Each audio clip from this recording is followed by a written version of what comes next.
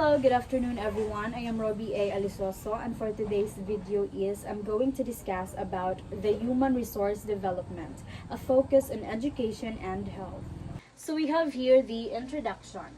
Development economists have begun focusing on human resources as a vital component in stimulating rapid economic growth. So it means ang economist development kuno is nag-focus kuno na siya sa human resources para ma-stimulate nila ang rapid economic growth. While ang physical capital pod ug ang natural endowment is also importante gihapon siya kay ang human resources is iyang role ana is to bring about the structural and technological transformation. Okay, so human capital is defined as human capacities that raise productivity. Labor productivity increases a particular or essentials for sustained growth in the economy. The improvement of human capital has therefore become a prime objective in economic development in many countries, and that is including the Asia. So ang kani kuno human capital kuno nag-define kuno ni siya pod as a human capacity na nag-raise siya og productivity.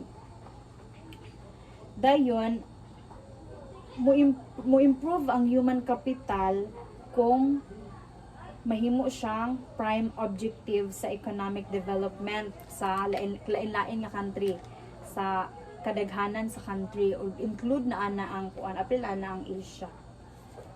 And we have here the economics of education.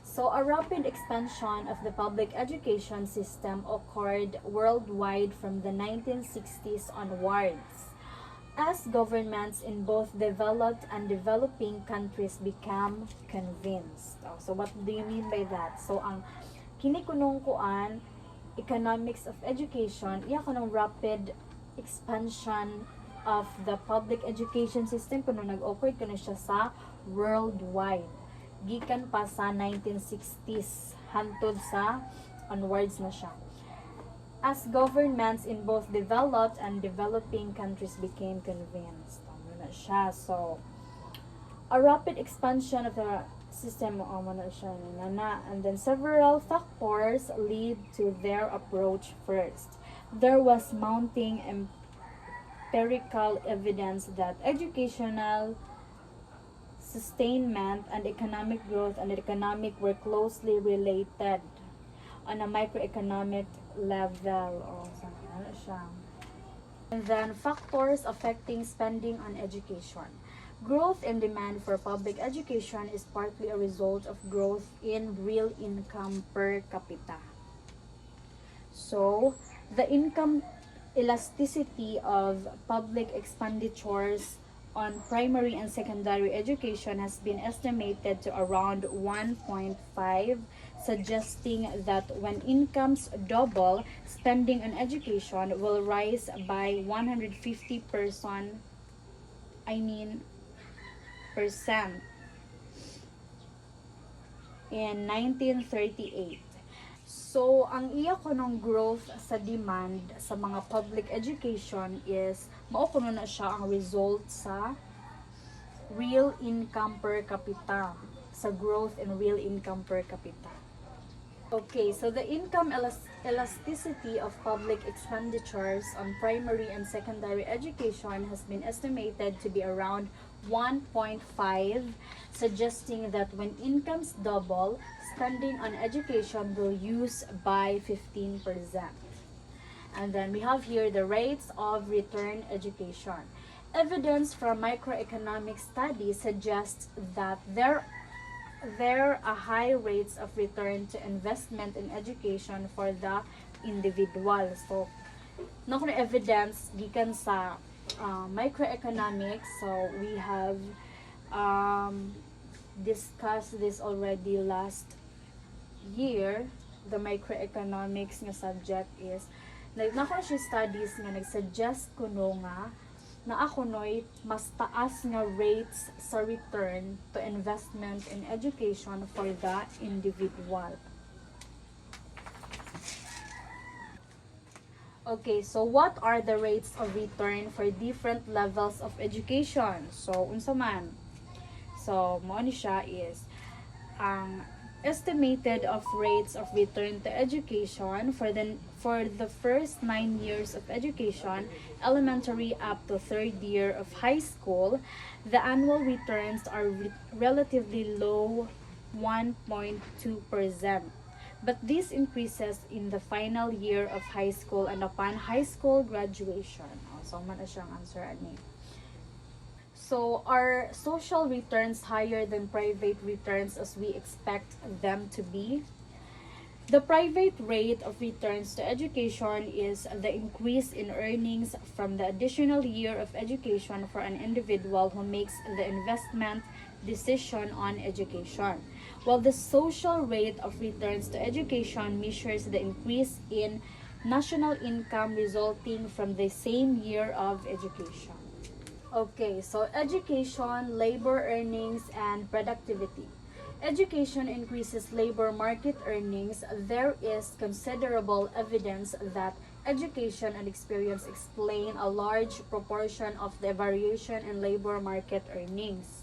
This is true for many different countries and is a powerful reinforcement on the importance of education as a tool for lifting income,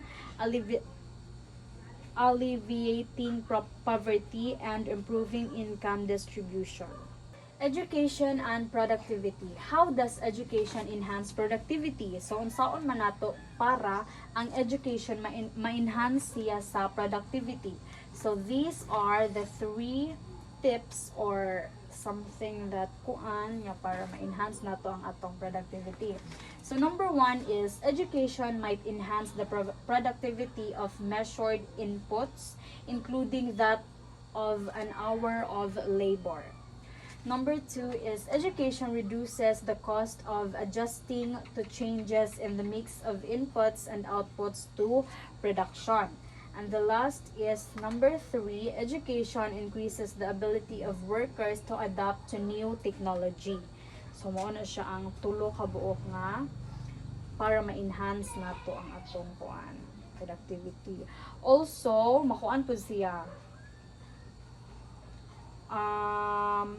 their willingness to change the traditional ways of doing things. So the studies also show the significant differences in the adaptive response of more educated workers. In the case of farmers, the studies have found that those who had more year of schooling, more flexible and adaptable in the sense that they were able to find a farm employment during the lock periods. Okay, so we have here the education and women, the virtuous cycle of education.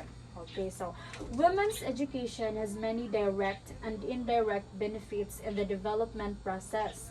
Improving women's education has the beneficial external effect of decreasing fertility and infant mortality rates, and of increasing the quality of surviving children who tend to be better educated and healthier. So it means ang women's education kuno daghan kuno kaayo siya direct and indirect nga mga benefits sa development process.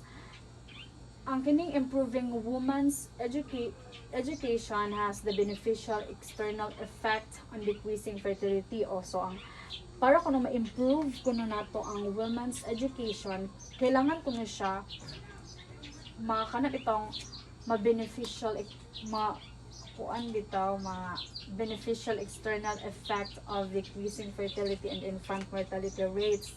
O muna kailangan nato ma-improve atong women's education kay para ang fertility ba atong control or something ma-control og ang fertility og ang iyang infant mortality rates. O para pod ma-increase nato ang quality sa pag-survive sa children o para mahimo silang better educated o mas healthier sila. Okay, so education in Asia.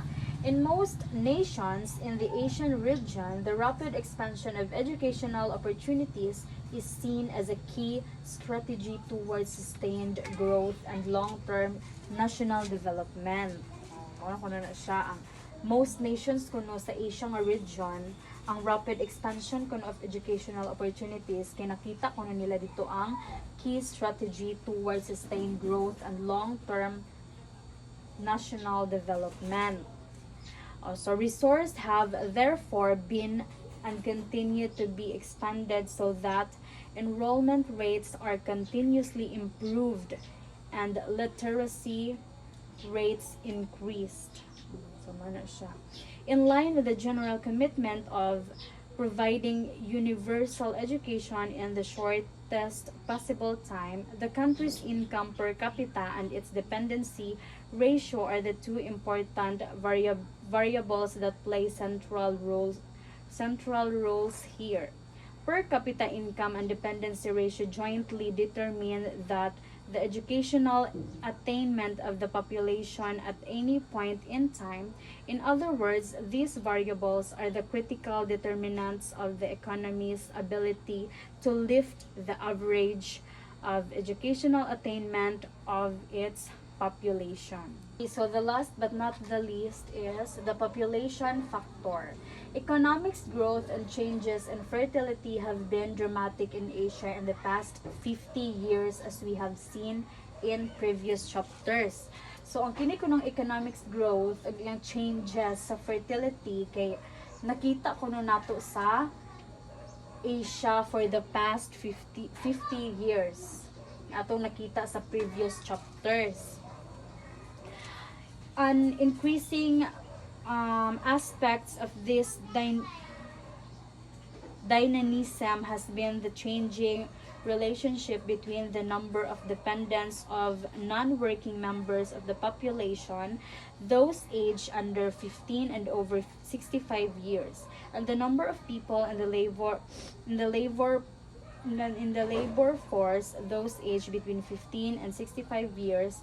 In the 1970s, the dependency ratio in Asia averaged about 51, ranging between 46 and 56. Is that if there are about 51 dependents for every 100 workers, this is a high ratio which is reflective of the young and rapidly growing population in this Asian nation. That's all. Thank you.